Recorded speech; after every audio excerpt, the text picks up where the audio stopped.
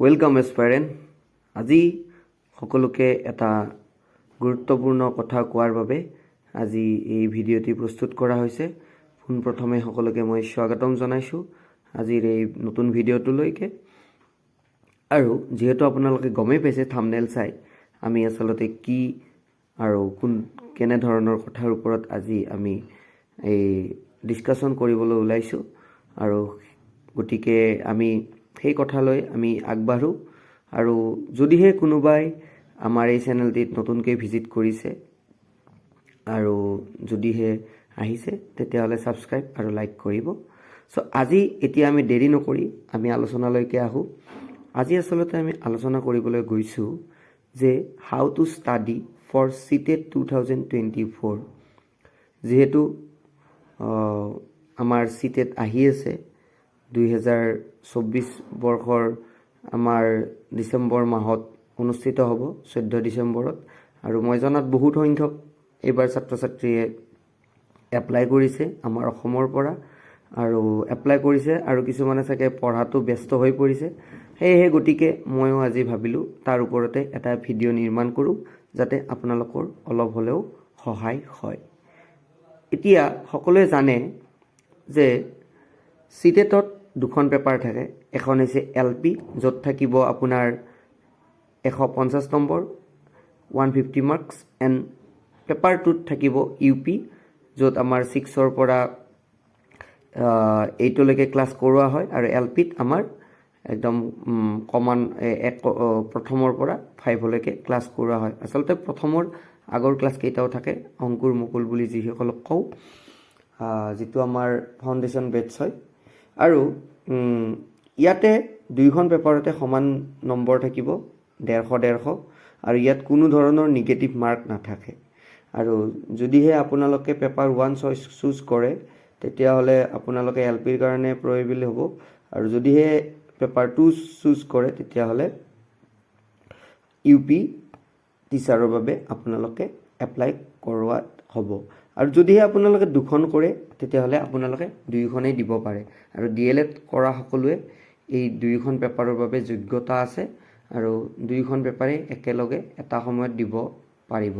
পেপাৰটো আপোনালোকৰ আগবেলা থাকে যিহেতু অলৰেডি চিটেড হৈ গ'ল, আৰু পেপাৰ 1খন পিছবেলা থাকে।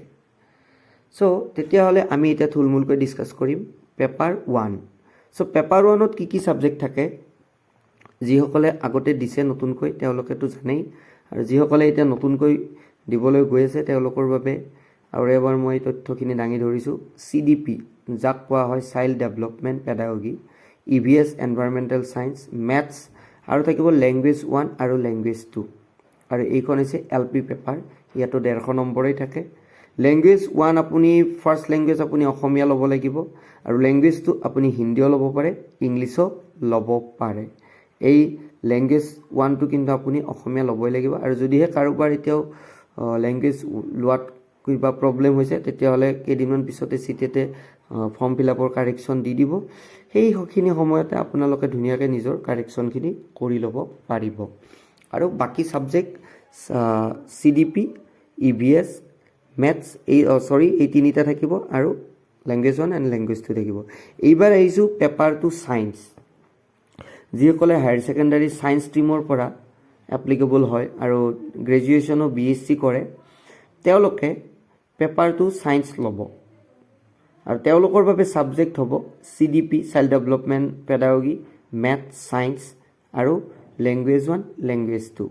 এতিয়া লেংগুৱেজ 1 ইয়াতো অসমীয়া ল'ব লাগিব, এইটো বাধ্যতামূলক, আৰু লেংগুৱেজ 2 হিন্দী বা ইংলিছ ল'লে হৈ যাব। এতিয়া ইয়াতে কথা হ'ল ছায়েন্সখন ক'ৰ পৰা, ছায়েন্সৰ ছাবজেক্ট যিহেতু বহুত, গতিকে ইয়াতো কি কিতাপৰ পৰা পঢ়িলে বেছি ভাল হ'ব। ছায়েন্সো ইয়াতে 6ৰ পৰা 8লৈকে যদি পঢ়ে সেইখিনি ছাফিচিয়েণ্ট। এইবাৰ আহিছোঁ পেপাৰ 2 আৰ্টছ। যিসকলে হায়াৰ ছেকেণ্ডাৰী আৰ্টছ ষ্ট্ৰীমৰ পৰা বিলং কৰে, আৰু যিসকলে গ্ৰেজুৱেশ্যনো আপোনাৰ BA পাছ কৰিছে বা যিকোনো অন্য ছাবজেক্টত মেজৰ আছে, তেওঁলোকেও লেংগুৱেজ পেপাৰ 2 CDP, SST, আৰু লেংগুৱেজ 1 লেংগুৱেজ 2। লেংগুৱেজ 1 আছামিজ হ'বই লাগিব, লেংগুৱেজ 2 হিন্দী ইংলিছ হ'বই লাগিব। ইয়াতে SST বুলি ক'লে 6ৰ পৰা 8লৈকে SSTৰ সমূহ কিতাপ যেনেকৈ ভূগোল, জিঅ'গ্ৰাফী আৰু পলিটিকেল ছায়েন্স, এই সমূহ কিতাপৰ পৰাই আচলতে চিলেবাছখন গঢ়ি দিয়া হৈছে আৰু ইয়াৰ পৰাই প্ৰশ্নসমূহ আহিছে। আৰু মোৰো যিহেতু অভিজ্ঞতা আছে, অলৰেডি মই 3বাৰকৈ CTET পাছ কৰিছোঁ আৰু ময়ো নিজে ছায়েন্স ষ্ট্ৰীমৰ পৰা বিলং কৰোঁ। আৰু যিহেতু মই 3বাৰকৈ এইবাৰ মানে অলৰেডি পাছ কৰিছোঁ আৰু এইবাৰো মই দিবলৈ গৈ আছোঁ, সেয়েহে মই ভাবিছোঁ আপোনালোকৰ সহায় হোৱাকৈ কিছুমান ভিডিঅ' আৰু ট্ৰিক্সৰ লগতে কিছুমান আলোচনামূলক ভিডিঅ' ইয়াত CTETৰ ওপৰত আমি ডিছকাছ কৰিবলৈ বিচাৰিম। আৰু যদিহে আপোনালোকৰ মতামত পাওঁ তেতিয়াহ'লে মই নিশ্চয়কৈ আগবাঢ়িম। অলৰেডি মোৰো বহুখিনি এক্সপিৰিয়েঞ্চে হ'ল 3বাৰ।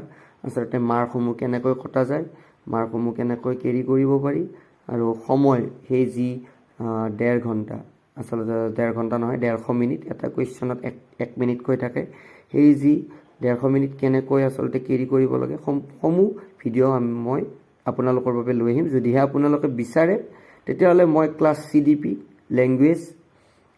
লেংগুৱেজ মানে ইয়াতে ক'বলৈ গ'লে অসমীয়া, ইংলিছ আৰু হিন্দী, মেথছ, ছায়েন্স আৰু EVS, এই ক্লাছকেইটা মই আপোনালোকৰ বাবে লৈ আহিম সম্পূৰ্ণ বিনামূল্যে। মই ইউটিউব চেনেলত উপলব্ধ কৰিম আৰু আপোনালোকে যদি মোক সঁহাৰি জনায় দেন মই আগলৈকে ধুনীয়াকৈ আপোনালোকক ক্লাছসমূহ দিম। যদিহে আপোনালোকে বিচাৰে তেতিয়াহ'লে কমেণ্টত লিখিব আৰু মোৰ ভিডিঅ'টি ভাল লাগিছে যদি like, comment, share and subscribe কৰিব। যিহেতু মই চেনেলটি নতুনকৈ খুলিছোঁ, সেয়ে সকলোৰে মই লাইক, কমেণ্ট, শ্বেয়াৰ আৰু সঁহাৰি বিচাৰোঁ। আজিলৈ লৈছোঁ বিদায়। Thank you, bye by.